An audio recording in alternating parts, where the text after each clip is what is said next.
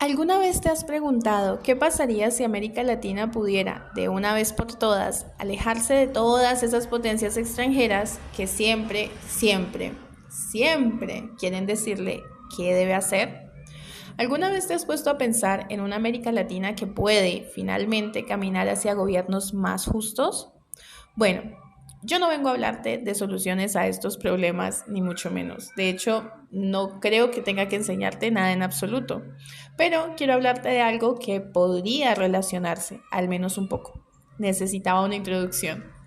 En fin, una vez García Márquez dijo, entre muchas otras cosas, unas más cuestionables que otras, unas mucho más acertadas que otras, que el tema del dictador ha sido una constante de las letras latinoamericanas desde sus orígenes y lo seguirá siendo probablemente hasta el punto que tengamos muchísima más información sobre este personaje. Textualmente dice lo siguiente, y es que la razón es muy simple. El dictador, es el único ser mitológico que ha producido América Latina, y su ciclo no está aún concluido. Ni la literatura ha conseguido todavía hacerlo más humano que la realidad. Creo, además, que todavía falta mucho para que eso suceda. Esto lo dice en Intelectuales interrogan a Gabriel García Márquez en el año 1977. En pocas palabras, que aquí, en nuestro territorio tan verde y tan reprochado por muchos, hay una tendencia y probablemente esta siga existiendo por los siglos de los siglos a los gobiernos dictatoriales y que además, y todavía más preocupante, esta figura del dictador es endémica, inherente a nuestro pedacito de mundo, y no hay nada que hacer. O tal vez sí. Bueno, no sé qué decir al respecto. Es una pregunta difícil que muchos autores han tratado de abordar. De hecho, hay un subgénero literario enfocado a estas figuras tan míticas, tan enigmáticas, tan de los dictadores latinoamericanos. Hablamos hoy de la novela del dictador. Internet define este tipo de novela de la siguiente manera. La novela del dictador es un subgénero narrativo característico de la literatura latinoamericana que aborda la constante histórica de las dictaduras militares en los países latinoamericanos, que fueron muchísimas. Es decir, es un tipo de narrativa y de producto literario que interpela las figuras de los muchos dictadores que han surgido en América Latina y cuestiona además la naturaleza del poder, la influencia de las potencias externas, el colonialismo, la violencia y la complicidad con una sociedad que es, a su vez, víctima y verdugo.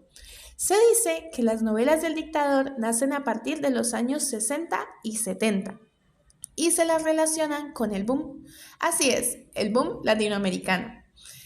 Este fenómeno es muy conocido, pero vamos a definirlo un poco. El Centro Gabo lo define de la siguiente manera. El boom latinoamericano es quizá el acontecimiento literario más importante del continente en el siglo XX, aunque implicó el protagonismo y la amistad de un puñado de escritores que pronto se consagrarían en lo más alto del canon. También supuso una participación activa de editoriales, lectores, académicos, agentes literarios, periodistas, líderes sociales. De manera que lo que empezó como un fenómeno literario acabó teniendo repercusiones económicas y políticas y produjo una oleada de reflexiones sobre la identidad de América Latina y sus nuevas formas de novelar la realidad. En fin, la novela del dictador está, de cierta manera, ligada al boom latinoamericano.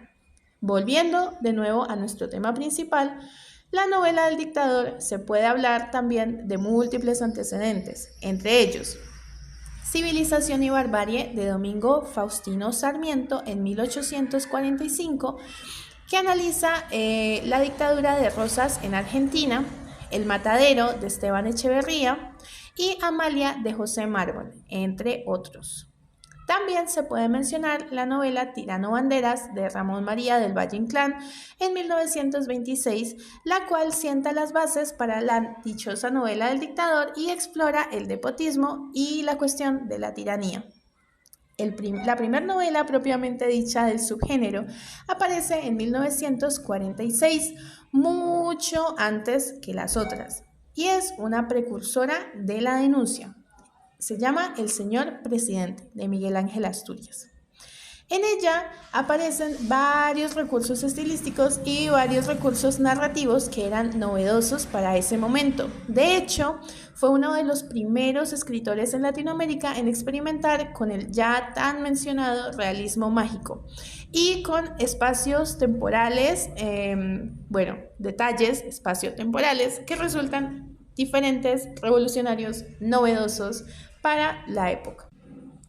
Esta novela está inspirada en la presidencia, se cree presuntamente, está inspirada en la presidencia de Manuel Estrada Cabrera entre 1898 y 1920.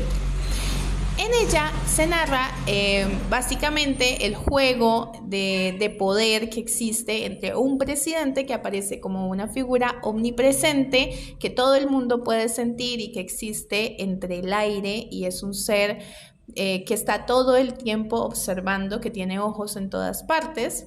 La literatura latinoamericana. Miguel Ángel Asturias recibió el Premio Nobel de Literatura en 1967 y si bien no fue solamente por esta novela, fue por su obra completa que también tiene una cuestión social muy interesante de fondo. Ahora, sobre esta obra en particular, la Biblioteca Miguel de Cervantes dice lo siguiente: la figura del señor presidente encarna el carácter difuso, inasible e incierto del poder maligno. Es una potencia incontrarrestable, aniquiladora y mortífera. En su imperio absoluto, cruel y sanguinaria, en su demoníaco carácter perversamente cómico, en el espectáculo de su propio poderío. Ahora, claro está que hay otras novelas dentro de este subgénero y sería muy largo abarcarlas todas, sin embargo voy a mencionar algunas. Una muy conocida es El otoño del patriarca, novela del escritor colombiano Gabriel García Márquez, publicada en el año de 1975. Esta novela es considerada una de las novelas más complejas de leer de este escritor, de este autor, y es básicamente porque tiene un juego espacio-temporal que resulta un poco complejo, con voces narrativas que varían muchas veces y con recursos que, a mi modo de ver, son muy interesantes, pero que pueden hacer que la lectura sea un poco más compleja de lo usual. La segunda novela es El recurso del método, novela del escritor cubano Alejo Carpentier, del año 1974. La tercera novela se llama Yo el Supremo y es una novela del escritor paraguayo Augusto Roa Bastos de 1974. Considerada, por cierto, una de las obras más importantes de la literatura escrita en español. Y una cuarta novela vendría a ser La fiesta del chivo, que es una novela de las más recientes, de hecho, publicada en el año 2000 del escritor Mario Vargas Llosa, que se basa en el asesinato del dictador Rafael Trujillo. Así hay muchísimas más y todas, algunas son más conocidas que otras, pero hay muchas novelas del dictador. Me gustaría nombrarlas todas, pero estoy haciendo lo mejor que puedo. Ahora, la pregunta final, lo que nos queda es básicamente eso: una protesta, un retrato de las sociedades latinoamericanas y de sus gobiernos más tiránicos, y una reflexión sobre el poder y el dolor, evidentemente. En esta época donde todos estamos retomando discusiones sobre política y sobre potencias extranjeras, sobre intervención, sobre dictadores, problemas sociales, resulta interesante traer a colación la literatura, que es y probablemente siempre será tan cercana al ser humano, para que sea esta la que nos obligue a hacer memoria, cosa tan importante, a repensarnos y a comprender lo que no podemos volver a permitir.